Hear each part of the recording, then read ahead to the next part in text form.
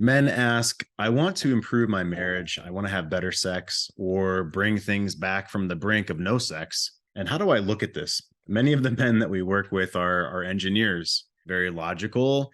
They're not as in touch with their emotional self. They don't know how to bloom her emotional world or how to even read her, or connect with her, speak her language. And we're going to talk about that today on the C Note Show. We're here to learn how to love and lead with mojo like a king as a man, because she wants safety and inspiration and sexual leadership in our long-term monogamous relationship. That's what Cynthia and I talk about. That's what we love, is long-term monogamous relationship between a man and a woman, and how to also avoid big mistakes and solve problems along the way. So what is an engineer's approach to improving sex and marriage? Well, we are not engineers. We're trained teachers. We're still licensed teachers in the state of Colorado. We've been in this field working with men for over 50,000 hours. Like I say, we've also been in private practice for many years now, teaching men how to overcome the relationship feeling like it's underwater, where she wants space. She doesn't feel like she's in love with you any longer, or both of you are ambiguous and been living life on autopilot, and things have really slipped with kids and work and demands. You want to re-engage in deeper intimacy. You want to know how to do that and what are the parts of that. So we're going to talk about that today. Definitely want to engage with you guys as we go along. Now, this quote, engineer's approach, this was motivated by, I believe it was a post from maybe a year or two ago that spoke about this website, and it's actually unengineersguide.com. So I definitely recommend you go there. He has 10 little mini lessons. This gentleman's actually an engineer and he's a cartoonist. And so he put together these quick teachings, 10 teachings that culminate in, quote, the engineer's guide to mindfulness. So here's one snippet of one of those teachings to give you an idea. For instance, he says, mindfulness to me is being able to acknowledge your emotions. And he shows your emotions as maybe a vine that's wrapping around his leg. And he says, acknowledge your emotions without losing yourself in them. And it's hard not to be overwhelmed or overcome by these grasping vines of your emotions pulling you away from your focus, your life. He goes on to say, but so is lifting heavy weights. Lifting heavy weights is hard if you never develop the muscles for it. That's just one tiny window, cartoon window of a whole teaching that he has. Here's another quick one. Large joy that comes with an even larger sadness afterwards is a net negative. So if you feel big amounts of joy at first, and then maybe you're partying and drinking, tons of alcohol or something, well, then it causes a even worse, let's say, or larger series of unhappy events then thereafter. So what's the area under the curve, he would say, your area of happiness versus, let's say, sadness, or joy versus discontent. And something may cause you unhappiness, discontent now, but are you using that to launch yourself into more happiness for the rest of your life or in your relationship? Like, that's why you're here. Like me, you've had a negative experience in the past that brought you to this work. And so you're growing in your depth and wisdom. Okay? He says a mild sadness or deep sadness that comes with extended joy later on in life can be a great thing. And so here's a real quick, I'm not going to go through this. You can, again, go to unengineersguide.com and you can find this on mindfulness meditation. The basics is here, focusing on something simple like your breathing. And when you get distracted, which you will, notice it and then forgive yourself. Notice it and then forgive yourself. Meditation is about, can I be in a state of simple awareness? Can I stare out a window at the trees like I enjoy doing here in our gorgeous backyard and be aware of the flowing of the leaves? Well, then something else may come into my mind and I notice it, forgive myself for that distraction, and then go back to my awareness practice, my meditation. It's as simple and as complicated as that. It's not easy. So that's what motivated me to bring up an engineer's guide. I wanted to point you to this website. It's awesome, cute little thing for you to learn from. And also, many guys want a framework. So over the past some number of months, I've shown this only once or twice. Cynthia and I have put together a particular framework for the stages that we take men through. And I want to ask Cynthia about this. I'm going to ask you about this. So the first phase is what we call building your masculine frame. Who am I as a man? What are my values? What matters to me? How can I grow confidence and self-worth within my own self first? Because that's necessary. The second phase is building emotional safety within your own self and with your wife in the relationship, and how to do that. And what are the phases of that? First with myself and then with her. And finally, thirdly, the third phase is, how do I become a leader in intimacy? in blooming verbal intimacy and closeness and physical intimacy as well? How do I do that? And so here's the framework that I won't yet go into. So I'm going to bounce over to you guys, but it starts at the bottom. So number one is masculine frame, building the foundation of this get love back framework. How do I build masculine frame? Then emotional safety and intimacy within leadership. So gentlemen, if you think of those three phrases, masculine frame, emotional safety, and leadership and intimacy, where do you feel is the biggest challenge for you right now? So punch into the chat. Masculine, is it number one, masculine frame? Is it number two, building emotional safety? Or is it number three, how to lead in intimacy? So maybe number one, masculine frame, confidence in myself. What are my values? Standing up for my boundaries. Maybe that's difficult for you. Or how to create emotional safety within your own self instead of spiraling out or feeling afraid or running away, or that she's feeling afraid, running away, closing down. So maybe number two is your challenge. Or number three is, how do I lead into more intimacy, more verbal and physical and vision in intimacy with her? So what's the biggest challenge for you? Go ahead and punch a 1, 2, or 3 into the chat. Masculine frame, emotional safety, or intimacy and leadership and intimacy. So let's talk about this. I want to call on a couple of guys. Where do you feel within number one? You said masculine frame. So I'll show you our 3 bullet points for masculine frame. So Cynthia and I coined, these are the 3 most important pieces. And this is what I teach and what we teach in our one-on-one and our private groups as well. Breaking codependence, breaking enmeshment, and reliance, full reliance on her that's unhealthy. Resetting your polarity with her, your masculine and feminine polarity, and then growing a powerful self-worth within your own self. So can you relate to masculine frame, polarity, growing a powerful self-worth? I think in a lot of areas, I just kind of let my wife take the lead in certain things. And I take a more I have been taking a more passive approach, and I'm trying to figure out how to get ahead of her to where I can start being in that masculine and say, okay, this is what we're doing. Yeah. I mean, when it comes to vacations and so forth, she's the one that's planning everything out. Sure. So you'd like to plan. Is that because you want to plan, or because it's more of this masculine leadership that you're hoping will help it relax into feminine more? I think it's probably so I'm over here not leading, and I should be here, but I'm looking to, it's kind of like, I learned this in metal shop, is that when you bend metal, you got to bend it more because it'll come back. Okay. So I'm wanting to take it further, like all areas, and then find out what areas I don't need to lead in and then give those back. Sure. Yeah, that makes sense. Absolutely. So what areas do you feel you're doing well in, or what have you been trying? Okay. Well, so I'll throw this out there. Live in a house, and this is my detached garage. This is my man cave, my escape room, my safety place to get away, because a year and a half ago, our oldest son and his 4 kids moved in because he was going through a divorce. Yeah, I like your expression there, Cynthia.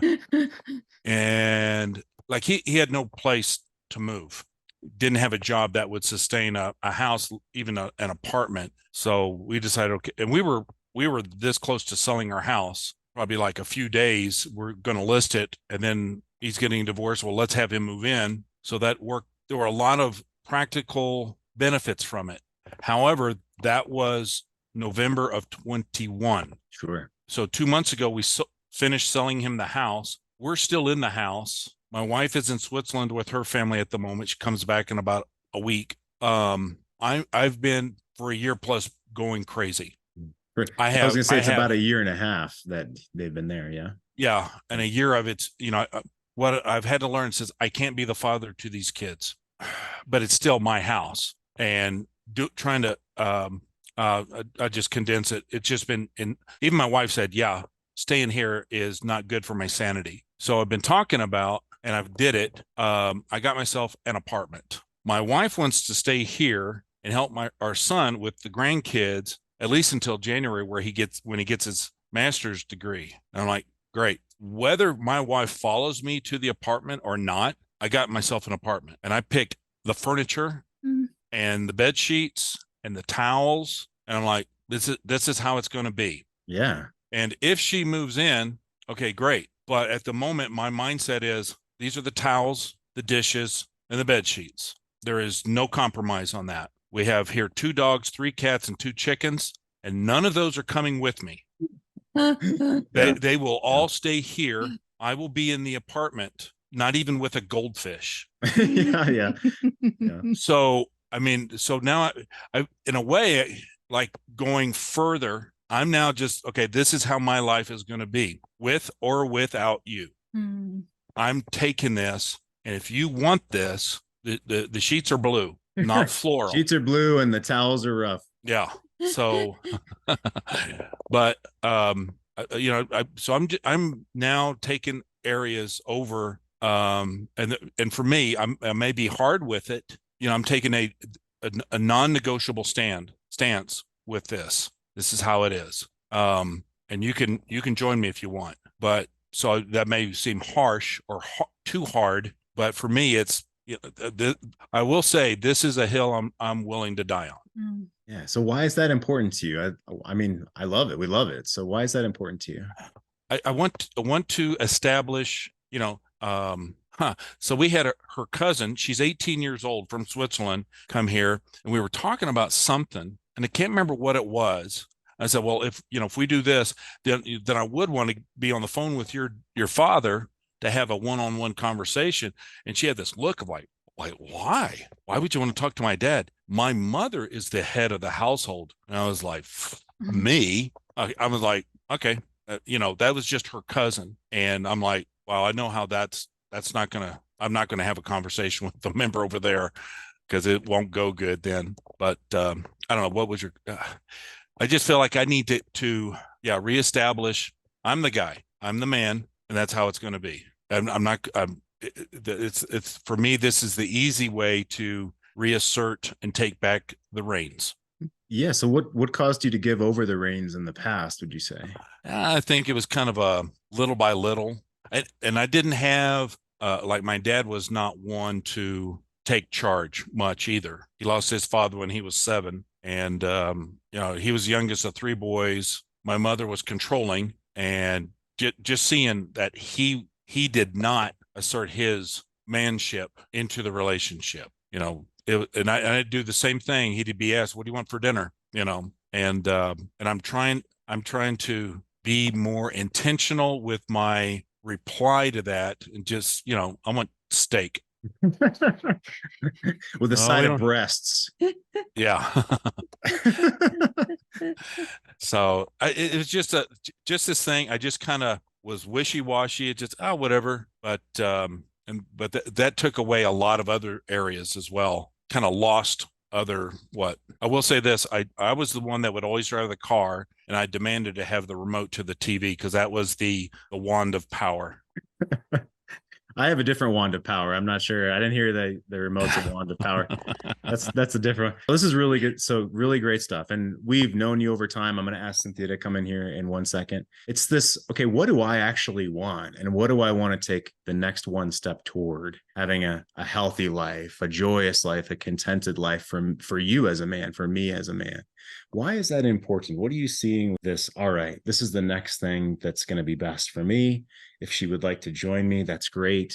He is considering her, but also he's lost himself so long ago, right? Mm-hmm. So what are you seeing there? And maybe his wife sees this as a little abrupt. Mm-hmm. Well, how do you see underneath that as well? Yeah, please.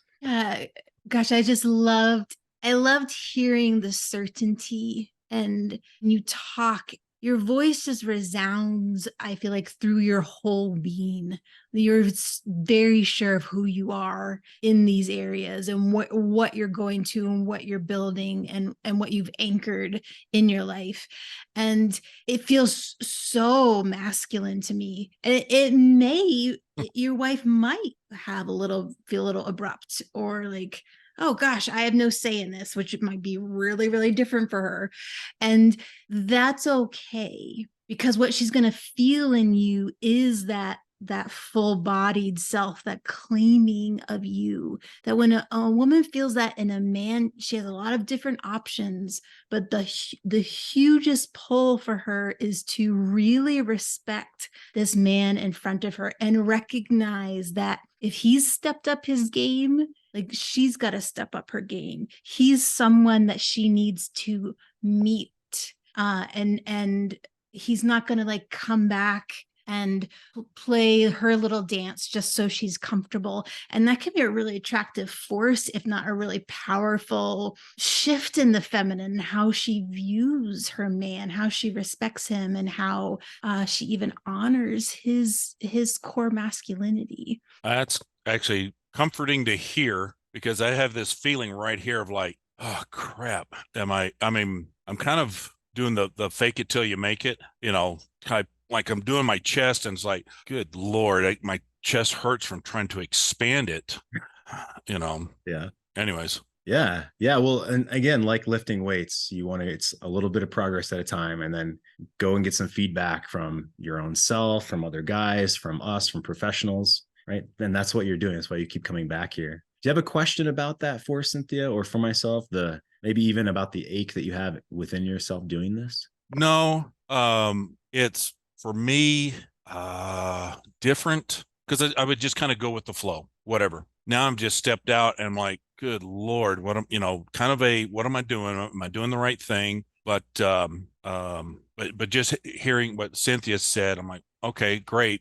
I think, was it last week, what I related what one young lady said of me to someone else, that Right. I did. I'm like, I don't see myself like this, but these other ladies do. So, that's a little bit of a boost of confidence. I mean, 3 years ago, my wife said to me, she kind of said, if you want to go, there's the door, and said, she said, I can get a man. Oh, okay. That smarted. Well, I'm kind of at a point of like, I think find a woman, You totally could. Yeah. So it's now I'm feeling a little bit more having that abundance mentality. I would like that we can get this back together and such, but the outcome is not, I'm not, yeah, outcome dependent. I'm working on me and such. So, Yeah. but Well this is a step, kind of a step of faith, because, been living in this house for 20 plus years, had a townhome before that. Now I'm in this third floor apartment, which is also kind of challenging because there's no elevator. Mm. And it's kind of shown me, said, yep, got to hit the treadmill now. Well, you're reaching out and you're grabbing what you want next. Yeah. And Yeah. any change is going to feel uncomfortable. But for you to face, what does it feel like for a man to face the potential fear or challenge of uncertainty, like going out and doing something like this? What is that like? What does it feel like for the woman in his life when he has the courage to go do that, even if it is uncertain or scary? Yeah, I mean, even if she's not in conversation with you or has any idea that maybe there is some nerves around it, women on a very deep level can feel when men are willing to lean into not only the hard things that are like society talks about, but the things that don't feel perfectly comfortable. Because when she feels him doing that, there's this very deep evolutionary part of her brain that's like, this man, no matter what like neighboring tribe comes and tries to attack, or whatever storm or flood hits us, or whatever is there, he will not back down, and he will always lean in, and he has comfort with what's uncomfortable, and that can make her feel intensely safe. And again, that words of like respect and admiration come up in the feminine, because you as a man can do that so well. Yeah. And one of the things I'm looking at doing is, restart a kind of a dating life with her. Say, hey, let's go out Thursday night or something like that. And, then she has this place that she'll be staying at. Okay, great. I'll take you home. Good night. Go back to my apartment. And I'm kind of, like I said, if she wants to follow me to the apartment, okay, great. If she wants to stay here, fine. Even better. I mean, I'm even like, if she says, hey, well, what if I move into the apartment with you? Say, yeah, why don't you think about that in February? Because I want to be by myself, Yeah. And because if I'm here by myself, then I can establish this is my life. These are my rules. And then says, hey, you want to come here? Here it is. And kind of leave everything else behind. Yeah, that's very well said. Fantastic stuff, man. Thanks for being here. Thanks for getting us started off. You bet. Appreciate it. Yeah, absolutely. Good to see you. So number 2 is emotional safety. And our 3 big bullet points for emotional safety are building healthy boundaries, how to reset what we call the lover dynamics between you and she, and how to heal and open her, heal yourself, heal her, heal the space, and open her. Where do you feel is a challenge for you within boundaries, resetting the dynamics, and healing to create emotional safety with you guys? So I don't think I did a good job of establishing healthy boundaries from the beginning of our relationship. I did have some for myself that I didn't uphold, like as far as like how fast I wanted to go with her and meeting her kids and stuff. And now as far as like resetting, what was the second one? Reset. Resetting the dynamics between the two of you. So if things have been going down a certain track, like how do I reset that? How do I renew the feelings of closeness between us and trust between us? Yeah, I've been sort of trying to do that, but not very successful at it. She's very strong personality, very in control, and then I feel like she's starting to open up her emotions to me, and just in general, and she's starting to like face her emotions, just very slightly though, because she's always seemed to like just hide from her emotions and run away. So at this point, I honestly feel like it's over between us. Like I said, she pretty much avoided me all weekend except for like she messaged me once, and then yesterday, like later in the day, I didn't contact her, and I kind of made a commitment to myself and challenge not to contact her. She said, I'm tired, I'm stressed, I'm overwhelmed, I need to figure out me, and I need to do it alone. I don't really know how to respond to that, so I haven't responded to her, and I really don't know where to go with it from there, because if that's what she needs, I want to honor that. I want to honor her. And I think I certainly have the ability to provide her emotional safety from the masculine standpoint, from the masculine side of things. Emotional safety, physical safety, financial security, all those things. But it just seems like that's not where she is. So kind of at a just what do I do now type of thing. Yeah. Thanks for being on here. And you and I have been talking one-on-one, and we've been emailing back and forth. I got your email from this morning too. Yeah. That's what you're referring to. I haven't had a chance to get back with you. So this is perfect timing. Could you say that sentence again? And then I'll have Cynthia come in. What she said last night was, I'm tired, I'm stressed, I'm overwhelmed, I need to figure out me, and I need to do it alone. So in reaching out, and she's been basically ghosting him for the weekend. And he wants to connect with her, but she's not wanting that right now. She's not wanting to open to him. So what might you say? What other questions might you have? Yeah, thank you for sharing that. Only imagine receiving a message like that when you're like, I could like help fix this and calm your overwhelm. And she so obviously doesn't want to be in her feminine and receive you and receive your safety and your energy.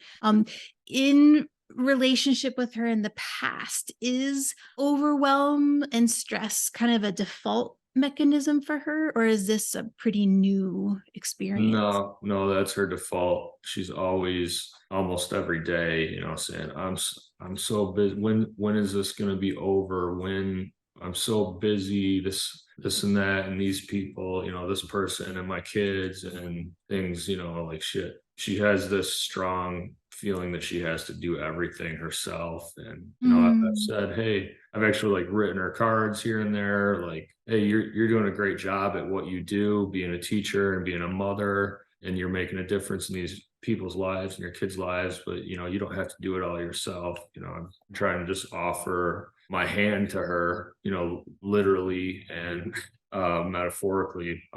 She just doesn't seem to want it. And I don't want to keep pressing on her. I don't want to provide additional pressure outside of those things that are more important to her. And I'm okay with that. I completely understand that her kids are her first priority, and then, you know, maybe her career or whatever else, or her house. And I've helped her.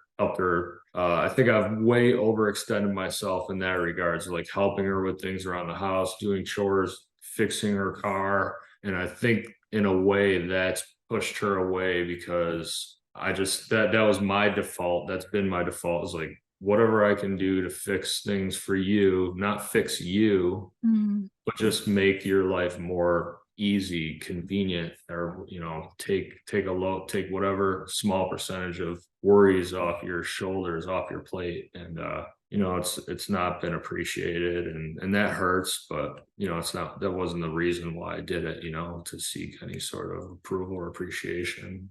Yeah, thank you. So if I ask generally, a woman who's in overwhelm, so this happens to be a woman he's dating, so not his children, and they were hot and heavy for the first 3 months, and then the last 9 or so months, it's been more of real life has seemed to seep into her experience, and that's been more and more and more the driving factor in how she acts. And it's just been like blowing out of the water because she feels like she has to do everything herself. You know, so where might you consider from there? And the sentence that she said, "I need to do this alone," does that mean that she doesn't want anything to do with it? Do you think that means she just wants to figure out her shit on her own, but still wants to see him? I mean, he's making the assumption because she ghosted him the whole weekend that she's like totally done and he should just do zero. I think, right? Yeah, that's my current assumption. My current state is I don't even know how to respond, or, you know, I've thought of several things, like, oh, you know, I hope that you do find yourself or figure yourself out, and I'll always be here for you. But I don't want to leave it like some sort of like final statement, but I definitely don't want to push her any further. Yeah. Like what I would say is, hey, that sounds great. Thank you for sharing this with me. I'm here when you're ready to talk. Yeah. And that way you just leave her alone until she reaches out to you again. But I wouldn't, like, if I'm you, I wouldn't make the assumption that means she wants nothing to do with you. It's more of, you and I have been talking about taking steps back. Yeah. So taking steps back, because she has this habit of inviting, I think unconsciously, more into relationship than she's ready for. And then she ends up kind of tacitly punishing him for that and pushing him away. Oh. Yeah, that's correct. Like, come into my house, like, hey, inviting him in, and then later on telling him, oh, well, you're coming into my house too much. And like, I didn't want you here this one particular time, so I'm going to punish you for that. Yeah. So if I went, I feel like there's different layers to that. Like, if I went to the deepest, darkest layer, I would say probably from childhood, there's a fear she has about deeper intimacy. And so you are showing up in her life as someone who sees her, feels her, offers that to her. And when she feels that, her whole nervous system kind of freaks out, because maybe she watched her parents do the same thing, or she doesn't even know what to do with it. Less deep layers than that are, let's say, women really struggle with their identity. And so they easily glom onto outside things that give them their sense of self, like being a teacher or being a mom. And they have it's a skill for her to learn to move between her different identities, her identity as teacher, and then back into her identity as partner in relationship with you.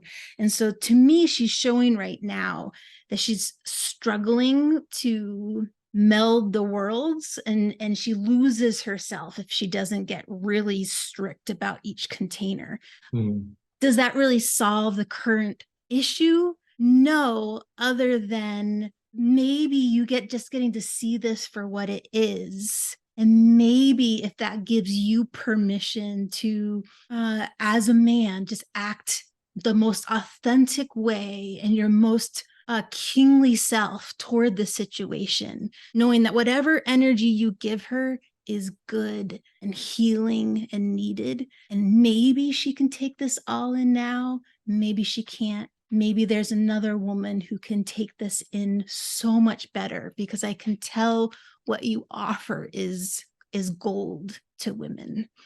Yeah, I think you're right. I think she does struggle with balancing, you know, her different roles. And, you know, I'm okay. I'm okay on my own, and you know, eventually finding a different woman. And that's kind of where I've come to with this, you know. And I'm not. It doesn't mean I'm ready to just, you know, say okay, fine. But I'm learning to accept that that's what I think it is, the reality of the situation. Well, at the very least, to accept that she isn't able to, at least right now, live up to the ideal that you put on her, or that she kind of projected in the first few months. Yes. Right? Yep. She wanted to believe that she could do it, as she was probably in a very, enthusiastic spot. She was falling for you, and then Hmm. life, all the rest of her life caught up with her. She's Yeah. still got so much else going on in life. So whether you're okay or not, feeling like you're kind of demoted back down to boyfriend or guy that she sees once in a while, Yeah. but not someone that she's in a deep relationship with, because she doesn't seem ready for that. Hmm. That's where you are. Otherwise, I mean, if you're ready to totally break it off with her, that's one thing. But if this is sort of an emotional growth for you, I mean, remember back in the first phase, in the bottom work of what you and I are doing, and I haven't shown you this picture, but it's what you and I have been doing, is breaking your codependence, like then an unhealthy balance of leaning on her versus her leaning on you and such. So Yeah. that's really painful. She's like, lean on me, Right. come in, come in. And you do. And then she's then punishing you for that. That's, it's painful. Feels like a break of trust. It feels betrayal on your part. And Hmm. your heart is way out front. And you're trying to slow your heart down, which is super hard. Yeah, definitely. What's anything else you might add to that? Hey, if in a week from now or a month from now she comes forward and this is a positive sign that she might do, or this is a not positive sign that you might see. Yeah, I mean, one thing that sparks in my mind, you mentioned her being a teacher. I don't know if that's like for grade school or high school or High school English. having been a teacher myself, I can think like the end of the school year, which was a couple months ago, and then this time of year is the stressful and overwhelmed time. Now that might not be all that's going on, but I would say if even after behaving rather badly about this, she can come back and say, hey, you know what, I'm realizing that the beginning of the year is just so overwhelming for me and I'm not showing up well in relationship, and I just want to say I'm sorry for that. That's a really good sign that she can kind of have frame around her behavior. A not so good sign is if she never can talk to you about why she withdraws, or what kind of goes on in her mind that kind of shuts her down emotionally. Then to me, that feels like in life, no matter what comes up, she'll never be able to connect in relationship with you through that, because she'll never be able to really own this particular part of herself. Hmm. Yeah, I think you're right. You know, and I think maybe she will open up and say something of that nature, like I'm sorry. But otherwise, you know, I'll just kind of hang out and do my own thing, you know, and maybe I won't sit around hoping that she calls me or messages me, but you know, if she does, then I'll just go from there. Yeah, that's a good plan. That'll be better for you as a man and for your heart. I mean, a part of your story that I know is this coming on too strong, expecting or wanting her to move fast in relationship has been a habit of yours. And so Yeah. that's like the yearning, the desire for love and connection is very human. Hmm. But to feel more grounded as a man, that isn't the first thing that's your waking moment. That's not the first thing that you necessarily ache for to feel grounded within your masculinity. With that said, you're here connecting with us. There's men in the forum, there's men in the groups. You have friends locally, you have family locally. And that's not the same as a woman who feels blessed to be in your life and looks up to you and, cherishes your masculinity. But as Carl was saying earlier, if this doesn't work out, if this particular woman and situation doesn't work out, you will have the skills and the awareness and the knowledge to go cultivate that otherwise. It's a matter of patience between here and then, what's appropriate, what's healthy for you, what's going to facilitate maybe her opening, these types of things. And we're happy to be here. And it's great that Cynthia can give you that insight as well too. Thank you. The third level here, the top of the pyramid, if you will, of our framework, of our Get Love Back framework. Leadership in intimacy, how to effortlessly build connection and love, how to give your masculine gift, better than ever sexual intimacy. And these are the words that men say. So once you have your masculine frame and your mojo and more of your confidence, men say they have their swagger back. They go from bleeding out and just surviving to thriving as a man. They feel going from weak to strong, and they have a vision that makes themselves cry with joy. Once they feel emotional safety, you have you back again. You can build love again.